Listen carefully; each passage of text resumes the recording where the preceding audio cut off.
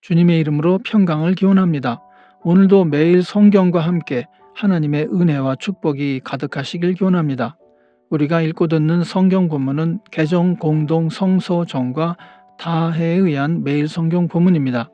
매일 성경 본문을 통하여 오늘도 하나님의 은혜와 축복이 가득하시길 기원합니다. 오늘은 성령 강림절 22번째 주일 전 금요일입니다. 오늘의 본문 말씀은 시편 17편, 창세기 38장 1절로 26절, 사도행전 24장 10절로 23절, 그리고 누가복음 20장 27절로 38절입니다. 오늘의 제1독서 창세기 38장 1절로 26절입니다. 그 무렵에 유다는 형제들에게서 떨어져 나가 히라라고 하는 아둘람 사람이 사는 곳으로 가서 그와 함께 살았다. 유다는 거기에서 가나안 사람 수아라고 하는 사람의 딸을 만나서 결혼하고 아내와 동침하였다.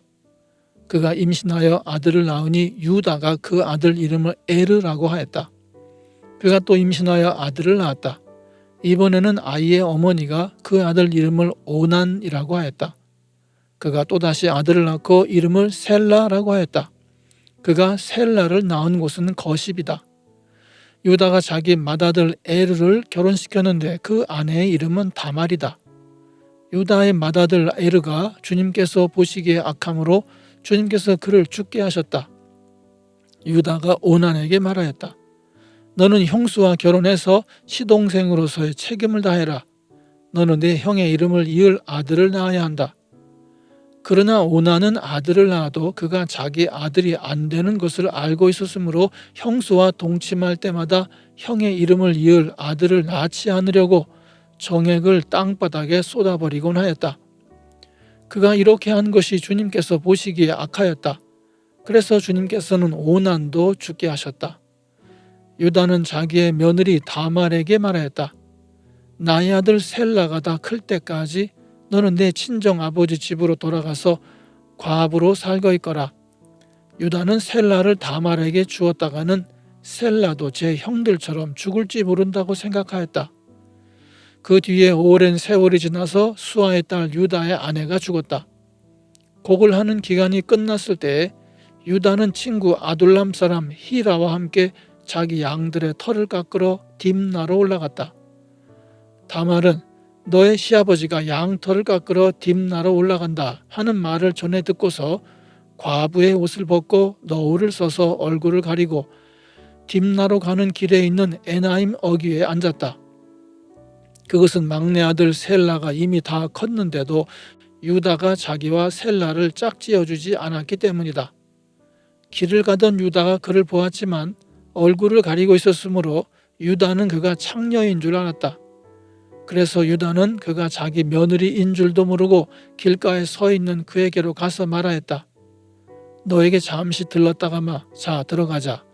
그때 그가 물었다.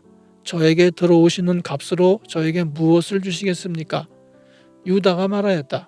나의 가축대에서 새끼 염소 한 마리를 보내마. 그가 물었다. 그것을 보내실 때까지 어떤 물건이든지 담보물을 주시겠습니까? 유다가 물었다. 내가 너에게 어떤 담보물을 주랴? 그가 대답하였다. 가지고 계신 도장과 허리끈과 가지고 다니시는 지팡이면 됩니다. 그래서 유다는 그것들을 그에게 맡기고서 그에게 들어갔는데 다말이 유다의 아이를 임신하게 되었다. 다말은 집으로 돌아와서 너울을 벗고 도로 과부의 옷을 입었다. 한편 유다는 자기 친구 아둘람 사람 편에 새끼 염소 한 마리를 보내고 그 여인에게서 담보물을 찾아오게 하였으나 그 친구가 그 여인을 찾지 못하였다. 그 친구는 거기에 사는 사람들에게 에나임으로 가는 길가에 서 있던 창녀가 어디에 있느냐고 물었다. 그러나 그들의 말이 거기에는 창녀는 없다고 하였다. 그는 유다에게 돌아가서 말하였다. 그 여인을 찾지 못하였네. 그보다도 거기에 사는 사람들이 끊었는데 거기에는 창녀가 없다고 하네. 유다가 말하였다. 가질 테면 가지라지. 잘못하다가는 창피만 당하겠네. 어찌하였든지 나는 새끼 염소 한 마리를 보냈는데 다만 자네가 그 여인을 찾지 못한 것뿐일세. 석 달쯤 지난 다음에 유다는 자기의 며느리 다말이 창녀짓을 하여 임신까지 했다는 소문을 들었다. 유다가 명하였다. 그를 끌어내서 화형에 처하해라. 그는 끌려 나오면서 시아버지에게 전가를 보냈다. 저는 이 물건 임자의 아이를 베었습니다 하고 말하였다. 다말은 또 말을 계속하였다. 잘 살펴보십시오. 이 도장과 이 허리끈과 이 지팡이가 누구의 것입니까? 유다는 그 물건들을 알아보았다. 그 아이가 나보다 옳다. 나의 아들 셀라를 그 아이와 결혼시켰어야 했는데 하고 말하였다. 유다는 그 뒤로 다시는 그를 가까이 하지 않았다. 오늘의 시편 17편 1절로 15절입니다. 주님, 나의 진실을 변호하여 주십시오. 이 부르짖는 소리를 들어주십시오. 거짓 없이 드리는 나의 기도에 귀를 기울여 주십시오. 주님, 친히 너는 죄가 없다고 판결하여 주십시오. 주님의 눈으로 공평하게 살펴보아 주십시오. 주님께서는 나의 마음을 시험하여 보시고 밤새도록 신문하시며 샅샅이 캐어 보셨지만 내 잘못을 찾지 못하셨습니다. 내 입에서 무슨 잘못을 발견하셨습니까? 남들이야 어떠했든지 나만은 주님께서 하신 말씀을 따랐기에 약탈하는 무리의 길로 가지 않았습니다. 내 발걸음이 주님의 발자취만을 따랐기에 그 길에서 벗어난 일이 없었습니다. 하나님, 내가 주님을 부르니 내게 응답하여 주십시오. 귀 기울이셔서 내가 아뢰는 말을 들어주십시오.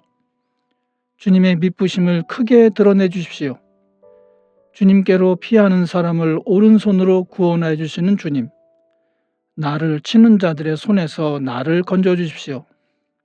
주님의 눈동자처럼 나를 지켜주시고 주님의 날개 그늘에 나를 숨겨주시고 나를 공격하는 악인들로부터 나를 지켜주십시오.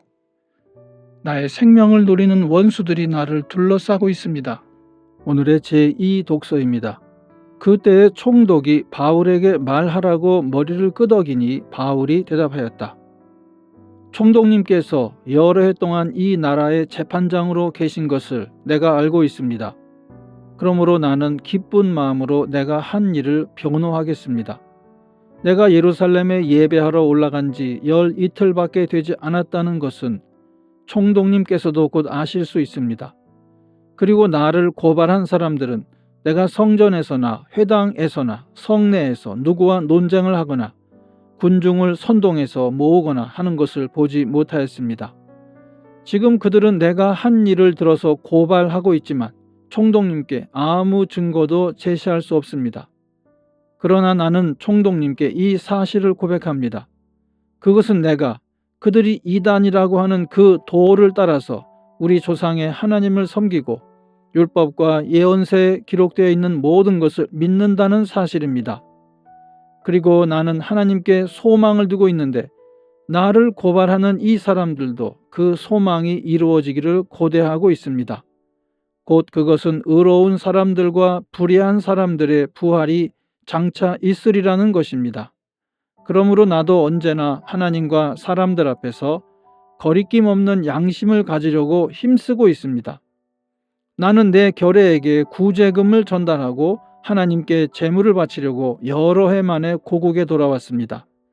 그들은 내가 제물을 바치는 절차로 성전에서 정결 예식을 행하는 것을 보았을 뿐이고 내가 작당을 하거나 소동을 일으키는 것을 보지 못하였습니다. 그 자리에는 아시아에서 온 몇몇 유대 사람이 있었는데 내가 한 일을 들어 고발할 것이 있으면 그 사람들이 총독님 앞에 나타나서 고발했어야 마땅할 것입니다. 그렇지 않으면 내가 의회 앞에 끌려가서 섰을 때에 이 사람들이 내게서 무슨 잘못을 찾아냈는지 그것을 말하라고 해보십시오. 다만 나는 그들 가운데 서서 말하기를 오늘 내가 여러분에게 재판을 받고 있는 것은 죽은 사람들의 부활과 관련된 문제 때문입니다 하는 이 한마디 말을 부르짖었을 뿐입니다.